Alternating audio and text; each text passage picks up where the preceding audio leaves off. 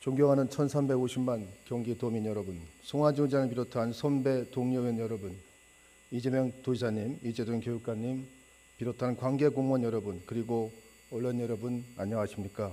더불어민주당 보건복지원의 소속 최종현 의원입니다. 저는 경기도 장애인 인권 향상을 위해서 그동안 노력해왔고 수원시 인권위원회 인권위원으로서 참여하여 우리 사회 인권과 평등을 실천하기 위해서 노력해왔습니다.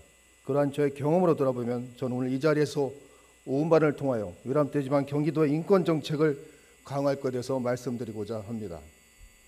문재인 정부는 국민 인권을 우선하는 민주주의 회복과 강화를 100대 국정과제 중에서도 6번째 과제로 채택하였고 현재 국정의 전 분야에서 인권 주요 기조로 실천하고 있습니다. 또한 경기도에서는 이재명 지사님께 천명하신 새로운 경기의 주요 내용에 시민인권 실현이 녹아 들어가 있음을 두말할 필요가 없을 것입니다. 그래서 본 의원은 이재명 지사님이 이끄시는 민선 7기 경기도의 인권 정책에 큰 기대를 해왔습니다.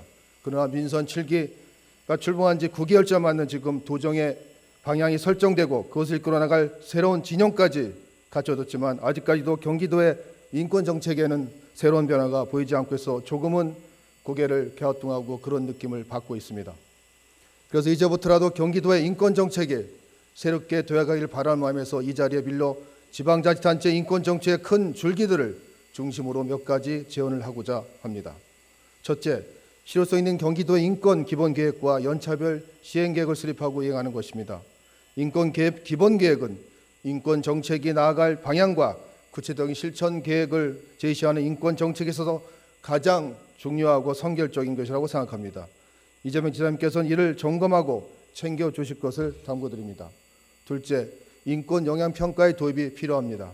인권 영향평가는 도정의 정책과 사업, 조례와 규칙이 도민의 인권에 미칠 영향을 평가하고 공공건축물과 공원 등 시설물에 대한 인권 친화적으로 건설되도록 사전에 점검하고 평가함으로써 경기도정이 명실상부한 인권 행정의 모습을 갖추도록 하는 것입니다.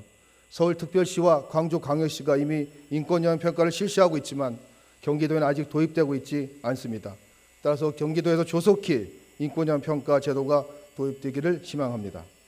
셋째, 시민사회와 협력을 통한 경기도의 인권 감수성에 대한 담론의 형성이 필요하다는 말씀을 드리고자 합니다. 인권이 보장되는 경기도를 구현하기 위해서는 행정뿐 아니라 시민사회와 함께하는 인권 감수성에 대한 다양한 토론과 교육이 필수적이라는 것을 의심의 여지가 없습니다. 인권 감수성에 기초한 인권 기본계획을 수립하는 과정에 시민사회 의견 수렴이 필수적이고 시민들과 대한 인권교육의 한 축을 시민사회가 담당할 수 있을 것입니다. 끝으로 경기도 인권정책 기본계획을 수립하고 집행하며 인권영향평가와 시민사회 협력을 담당할 견인차인 행정조직의 확대가 필수적이라는 말씀을 드리겠습니다. 서울특별시를 비롯한 광주광역시에는 인력이 19명에서 20명이 과단위의 인권 담당 부서가 설치되어 앞에서 말씀드렸던 인권 정책들 집행을 하고 있습니다. 그러나 아쉽게도 경기도에는 아직 인권 정책을 담당하는 본격적인 조직이 마련되어 있지 못합니다. 최근에 경기도 인권센터가 설치되었지만 인력이 2명으로 그 기능이 인권 상담과 조사 활동에 한정되어 있습니다.